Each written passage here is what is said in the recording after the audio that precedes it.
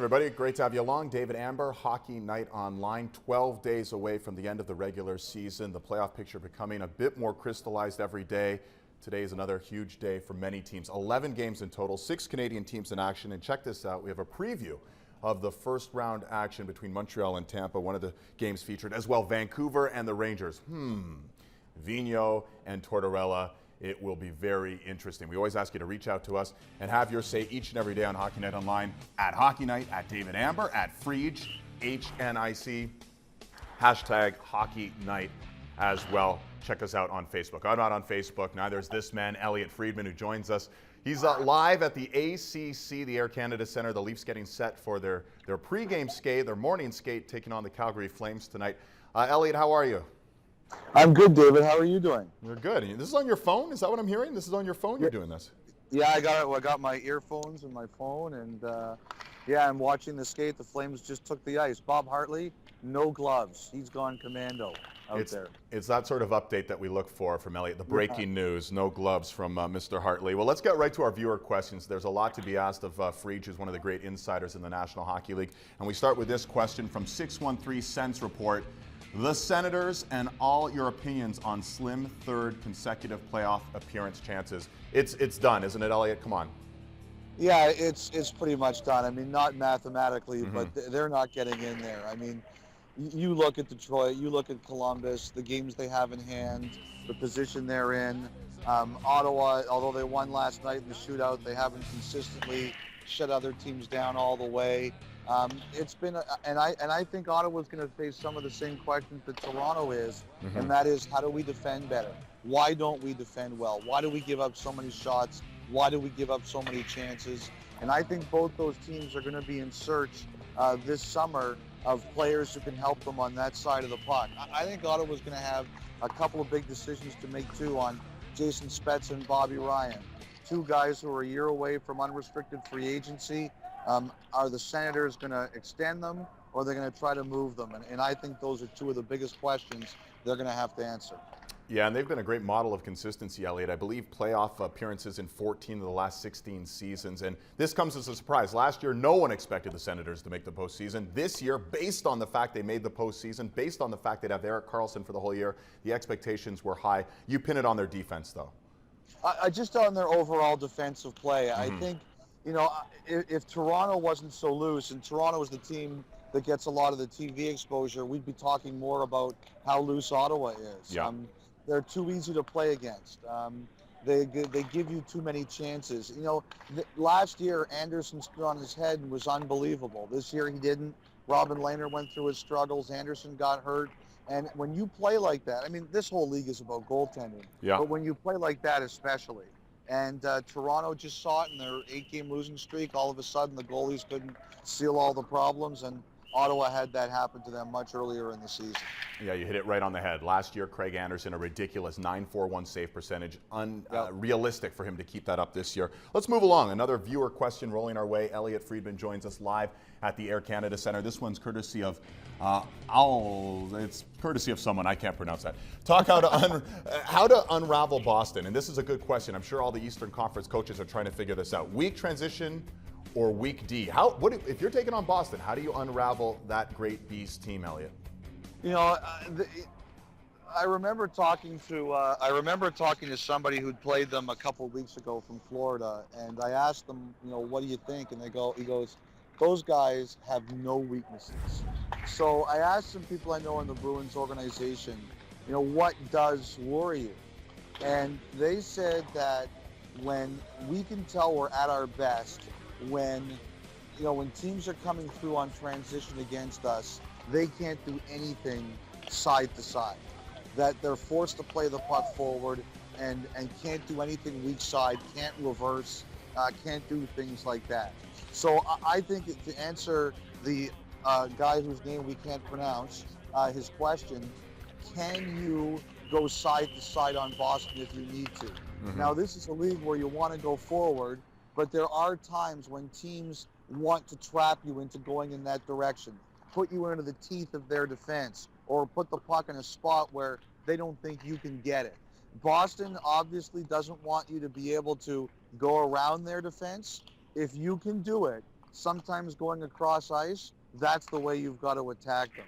I mean, the other thing that we're dealing with this year, Dave, is that the injuries around this league are unbelievable. And the amount of teams that are missing guys and the quality of guys that are missing are astronomical. And, so far, Boston's lost one critical guy in Dennis Seidenberg. If they stay healthy, it's going to be that much harder to beat them. By the way, I didn't really listen to your answer. I decoded the name. All bees are us. Can you just repeat that answer really briefly? No, I'm just kidding, Elliot. All right, but I did. It's all bees are us. You know I can't answer anything briefly. All right, and that's going to be interesting what you're saying. You made a lot of good points actually about the Bruins and how to break them down, but they do look like the most complete team, certainly in the East, possibly in the entire NHL. To a team that's not so complete, our third viewer question, courtesy of Erica XOXO. I think that's hugs and kisses for you, Elliot. Leafs, it'll be impossible to not talk about them. She wants to talk about the Leafs. You already sort of talked a little bit about their defensive liabilities, their system play. What about Carlisle? And we've addressed this a little bit. I talked to you off camera and sort of said I thought Kevin Dineen, if they were to move in another direction, might be a nice fit. Are there other candidates you would see out there that maybe would be the right fit in Toronto if they certainly are going to make a coaching change at the end of this year? Well, first things first, Dave, when I heard Erica, that's my youngest sister's name, but when I saw it was hugs and kisses at the end of it, I knew it definitely wasn't her. And she wouldn't ask a question about the Leafs either. I think that, I think one of the mistakes people make is they say, well, look who's available now. Those names aren't that sexy. We don't know the full amount of people who are going to be available yet. And I definitely think that one of the questions the organization is going to be asking is, okay, how much of this is the unwillingness of the players to defend? How much of this is an inability from our coaching staff to say, or to get these guys to play the way you need them to play? Right. And these are questions that you have to ask. And, for example, there's been a lot of rumors about Nashville and Barry Trotz. If Barry Trotz is indeed let go by the Predators, I think there's going to be a lot of interest in him. He didn't suddenly become a dummy after being there for 16 years. Sometimes things just get stale. And I would wonder if a team like Toronto would look at a guy like Barry Trotz and say, well, there's a guy who coaches with structure, and he's never had the kinds of offensive players that we have here. Maybe that's how we make it work. And I think those are the kinds of questions that Toronto and other teams are going to be asking once they see the full lineup of guys that are available. Like, is Barry Trotz going to be available? If Pittsburgh doesn't do well, is a guy like Dan Bylsma going to be available? He's going to be unemployed for about 30 seconds if he gets let go.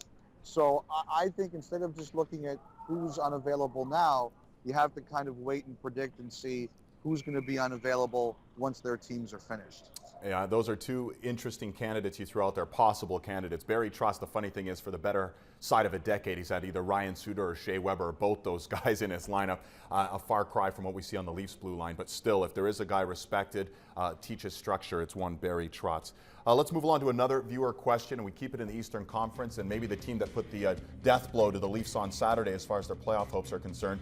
Of course, the Red Wings! Exclamation point. That's from BDR Services. Not really a question there. They just want to talk about the Wings. This is one of the nice stories from this season, though, because they easily, with the injuries they've had, Elliot, could have found themselves outside the playoff picture. Here they are, and they're ready to maybe make some noise in April as well.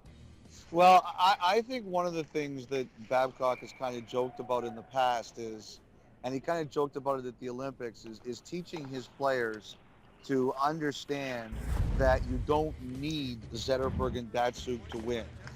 It helps, obviously, they're great players, but it's not an absolute necessity. And I think that's what he wanted to teach his guys. And other teams have said the worst thing for them in the Eastern Conference is now the Nyquists, the Sheahans. Those guys understand that they are good enough to be impact players at this level. And they are good enough, and they understand now that their best players can be out and that team can still win games. And I think in the long run, that's going to be the difference for Detroit. When those guys get back, they won't just defer to them. It won't be, here, Pavel, here's the puck. We're just going to stand around and you let us have it when we need it. It's going to be, Pavel, we're here to help you. Involve us. And I think you need to win that way. And Nyquist has been the most electric scorer since January 20th, 22 goals. No one in the league has scored more than Gus Nyquist in the last couple of months. Do you think that transition is going to be easy? Because we've seen this in the past where guys get injured, then they come back and the team's flowing so nicely, and it doesn't just transition so simply. Will there be a problem there, re-assimilating the Datsuks and Abdelkaders and Zetterbergs if he gets back? I don't think so. I think, if anything, like Datsuk and Zetterberg are going to understand now that they're going to have to trust these guys a bit more. And I think a guy like Babcock is going to make that pretty clear. Like, he's going to say to those guys, like, he had a joke that he used to say when, before Zetterberg got hurt, he would joke with the young players, hey, is Zetterberg going to let you guys shoot the puck on the power play here? Are you going to ask him for permission? And now he would joke about it. And now when they come back, he's going to say, look, these guys don't need position. You're going to have to involve them. And I think the other thing, too, is Datsuk and Zetterberg are winners. They saw how Steve Yzerman was willing to accept a lesser role as he got older, and they started to take over. So I think they understand how this works, and they'll let it happen. Yeah, they're fighting for a 23rd playoff appearance in a row. Unbelievable run they've had in Motown. 4 cups during this 22-year run. Final question, courtesy of Ront Z's. Quite simply, Montreal! Exclamation point. If Canada's going to hang its banner on one team this year to make a run in the postseason, it's got to be the Montreal Canadiens. What do you like their chances? How do you like their chances? They're going to face Tampa in the first round. Do you see them going in as the prohibitive favorite in that series, Elliotte? Oh, I think that series is going to be a toss-up. I don't think anybody's a prohibitive favorite, and that's not disrespecting either team. I just think that they're very evenly matched. If you look at that Vanek right now, I mean, Dave, we saw him at the Olympics when he was not engaged and how much that dragged down a team. And now we're seeing him engaged and how it lifts up a team. I think he is going to be such a critical player. Which Thomas Vanek are we going to see? The other thing, too, I like in Montreal's favor is that Bishop has started to tire down a little bit. And you can see that Tampa Bay is worried about it. They look at Bishop and they've tried to play him a little bit less. This is the most he's ever played by about a mile. Carey Price is used to this.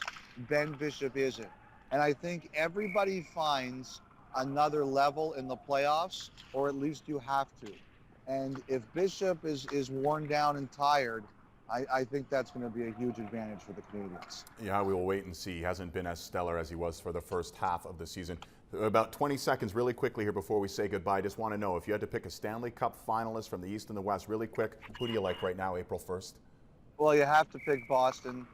And from the West, I have to tell you, I kind of like the LA Kings again. Yeah, 2 good picks there. It's going to be interesting. The fun begins in 12 days when the playoffs officially get going. The regular season wraps up. Elliotte Friedman, thanks so much for joining us here, Hockey Night Online.